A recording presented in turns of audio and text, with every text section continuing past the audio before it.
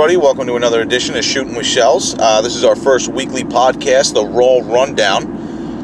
This will basically just be where we go over what happened on Raw the night before, go over our opinions, what's going on. So let's get right into it. Good show. I think it was a pretty decent performance all around. They booked it well. Kind of boring at times, but our WrestleMania card is really starting to fill up. We had the night opened up with Kurt Angle coming to the ring, as I predicted a few weeks ago or a few days ago on one of the shows, that it was going to be Kurt Angle came to the ring and challenged Triple H at WrestleMania. Ronda Rousey came down to the ring. Stephanie McMahon came down to the ring. Okay segment. Kind of, a little awkward. The crowd was not into it at all. It was just stale. But ultimately, as we predicted, mixed tag match, Stephanie McMahon, Triple H versus Kurt Angle, Ronda Rousey at WrestleMania. I will say this: I love Ronda's theme music. I love when she comes to the ring. It's a good, it's a good type of pop music where the fans will really react to it. I know if I was there, I would. We had a couple other things go on in the opening segments. After that, we had basically Matt Hardy challenging Bray Wyatt to his compound for a match. Not sure if that's going to take place at WrestleMania or if that's going to be on an edition of Monday Night Raw yet. Haven't really looked into it, honestly, so I'm not sure. Not even invested in that at all. Although, it might bring life back to the gimmick for Matt Hardy if they seem to be able to do something with it. But the crowd's just disinterested. They ruined that character.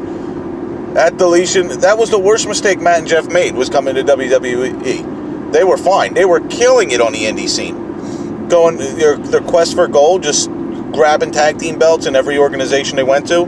Come to WWE, grab the belts here, and then they just get killed. Vince, it's like they didn't know what to do with them. You have one of the most over tag teams in the world, and you literally kill them. So after that, we had Nia Jax and Asuka. Very sloppy match on Nia Jax's behalf.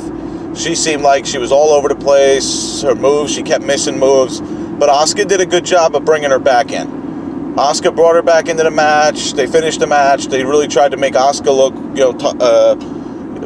make Nia Jax look really tough here. Had her in an arm bar and submissions for about 5 minutes of the match. And then ultimately Nia Jax tapped out. Asuka's streak remains, intact. We had a tag team title match. After that, it was the Bar versus the Revival. If the Revival wins, they get a match at WrestleMania with the Bar. I don't know what WWE is doing here. I mean, obviously, we all knew the Bar was going to win. The Revival and the Bar at WrestleMania makes no sense. Not even getting a main card push. It just looks like that Raw's just running out of tag teams for the Bar to face. I don't even know if they'll have a WrestleMania match. They have nobody for them to face. What are they going to put them against? Titus Worldwide? I mean, they got nobody. They have to call some people up. WWE, if you're listening, call up some tag teams. We like tag team wrestling. You have gold in NXT. Bring them up, please. I'd ultimately like to see Sanity or Authors of Pain. One or the other come up. Surprise tag team match at WrestleMania. Oh man, that would make the show, in my opinion. Bring one up after the night after Raw. Bring one up before. So after that, we had Bayley versus one of the members of that Pages group. I don't even remember their name. I hate it. It makes no sense to me. But Bayley got the win, and Absolution, that's the name. Afterwards, they just jumped Bayley, and Sasha came to the rescue.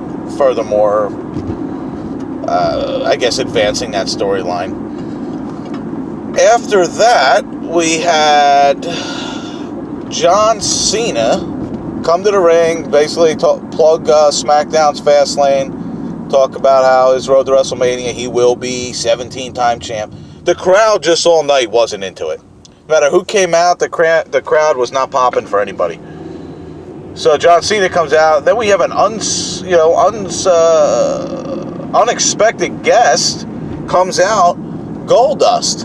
Goldust is one of my favorite characters, and WWE does nothing with him. I think Goldust, if they gave him one good run, his mic skills are great, he's got charisma, change up the gimmick a little bit, but make him, just as weird as he was back in the 90s, but he could do something. You put him in the IC title picture, I'm telling you now, he'll run that card. But anyway, so after a few words exchanged and, Goldust doing a pretty good promo, it ended up being a one-on-one match that John Cena obviously squashed him. But, apparently that was the first time Goldust and John Cena have ever had a one-on-one match, which was impressive. I thought that was, with all the time they've been in WWE together to never have a match, just shows how low on the card Goldust is. He gets no action. He sits there, just job matches. Speaking of that, where the hell is R-Truth? I haven't seen R-Truth in 6-7 months, I'd say. After that, we had a orchestra match, and there's probably things that I'm forgetting, but obviously they just didn't mean anything to me. The Symphony of Orchestra, Elias and Braun, decent. Braun, basically, it was a pretty good segment. I love Elias.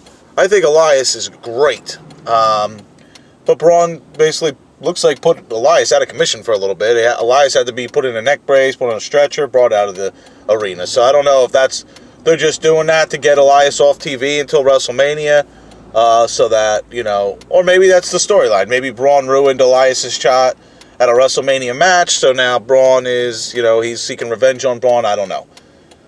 I just hope that's not where they're going, though, with a one-on-one match, them two, at WrestleMania. It's just not believable. They might, though. I mean, WWE does the weirdest things. Then we had other things go on. They had the Mizzies. That was the highlight of the night. Miz came out with the Miztourage, and they were giving out Mizzies for awards, and it was hilarious. It was good. Finally, Seth Rollins comes out. Then Finn Balor comes out. Leads to them talking a 2-on-3 match.